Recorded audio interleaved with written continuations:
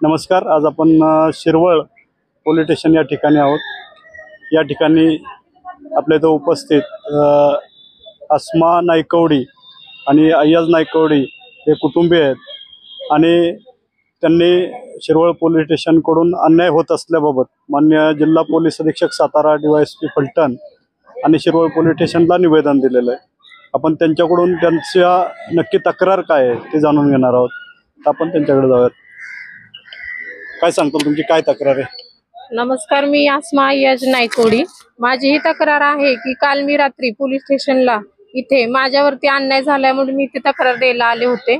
आमचे वैयक्तिक भांडण आहे गणेश गुरुदेव बरदाडे ह्याच्याबद्दल. माझ्या मिस्टरांनी त्यांची दारूचे धंदे असल्यामुळे ते बंद केले होते गेल्या वेळेस. त्याच्यावरून त्यांचा आणि आमचा वाद चालू आहे आणि दाऊद मलिक दर्गा म्हणून येथे तो वादविवाद चालू होता. तिथे रात्री मी आणि माझी नंदुबाई दर्गेला कुलूप लावण्यासाठी गेलो होतो तिथे. तर हा तिथे आला आणि मला शिवेगाळी अश्लील भाषेत नाही तसे शब्द वापरायला लागला. आणि तू इथे कशाला आलीस, तुझा इथं काय संबंध आहे, अश्लील हातवारे केले. म्हणजे मी इथे सेफ नाहीये, माझ्या नंदुबाई म्हणा किंवा बाकीच्या महिला आम्ही सेफ कधी राहणार. टायमिंग होते रात्रीचे 9 साडे 9च्या दरम्यान. हा 10-25 एक जण घेऊन आलाय. बाकीची मुलं सगळी हसत होती, मोठमोठ्याने टाळ्या वाजत होती. त्याची माझी थोडी बाचाबाची झाली. तो मला अश्लील शब्द वापरले, घाणघाण शिवीगाळी केली. त्या भीतीमुळे मी खूप घाबरले, खूप मोठमोठ्याने ओरडले. आणि तू इथं कशाला आली, तुझ्या नवऱ्याला गेल्या वेळेस मी जीवी मारण्याचा प्रयत्न केलाय आणि आता मी तुलाही मारून टाकील आणि तुझ्या नवऱ्यालाही मारून टाकील, अशी त्यांनी मला धमकी दिली. तो माझ्याशी काहीही करू शकतो, मला त्याच्यापासून भीती आहे. माझी तक्रार पोलीस स्टेशन मध्ये व्यवस्थित घेतली गेलेली नाहीये. त्यामुळे मी पोलीस स्टेशनला निवेदन दिले आहे की पोलीस स्टेशन मध्ये न्याय व्हावा, नाहीतर मी 6 डिसेंबरला इथे माझ्या परिवारासह आत्मदहन करणार आहे.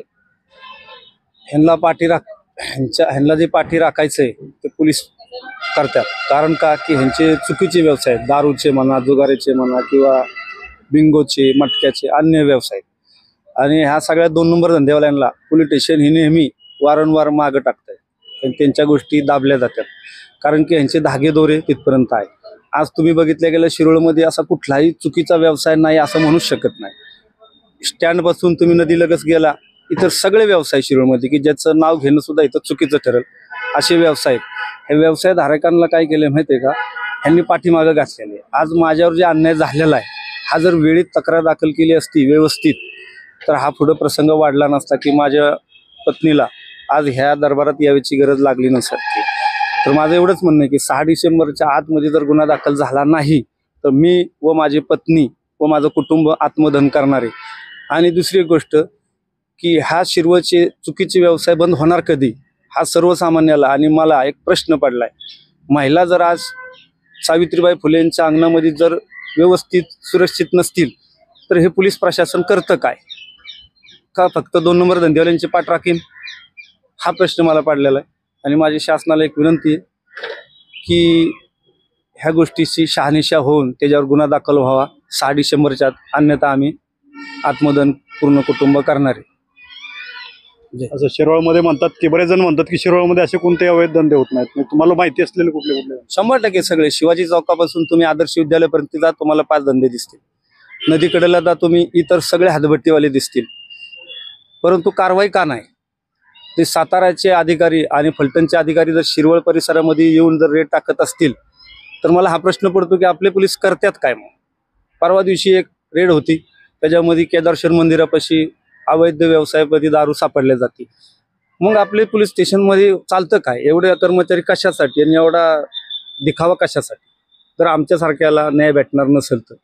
आणि दुसरी एक गोष्ट सांगायची की रोडला तुम्ही कुठेही कानाकोपऱ्यात जावा, तुम्हाला चुकीचे प्रत्येक व्यवसाय दिसतील. तुम्हाला जे हे लोक नाही म्हणतात ते तुम्हाला 100% दिसतील. आता तुम्ही निवेदनामध्ये म्हणजे असं जिल्हाधिकारी पोलीस प्रमुखांना निवेदन दिलंय, त्याचं नक्की कारण काय? म्हणजे नेमकं कोणत्या गोष्टीमुळे दिलंय? कारण आम्हाला न्याय भेटावा. रात्री जे हिच्याबरोबर घडलं, ठीक आहे, मी नव्हतो त्याच्यामुळे ती घडल्या गेलं.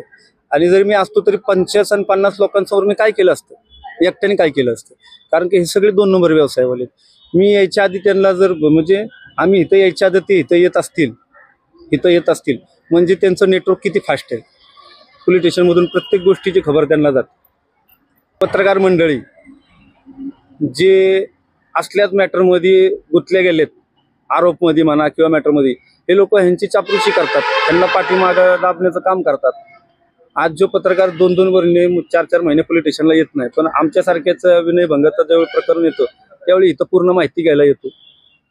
माझ्यावर मागच्या महिन्यामध्ये एक वार झाला होता, त्याच व्यक्तीने केला होता. कुठं पोलीस स्टेशनला काय चॅप्टर गुन्हा दाखल केला, समज दिली, त्यांना विषय संपला. आज हे दुसरं प्रकरण, म्हणजे आम्हाला नाही कधी भेटणार. प्रशासनाकडून तुमच्या काय अपेक्षा आहेत? प्रशासनाकडून हीच अपेक्षा आहे की ह्या गोष्टीचा 6 डिसेंबरच्या आत छडा लावावा, आरोपींना फौजदारकी दाखल व्हावी, अन्यथा आम्हाला मरण्यासाठी परमिशन द्यावी आणि आम्ही आत्मदहन करणार हे 100% ठरलेले.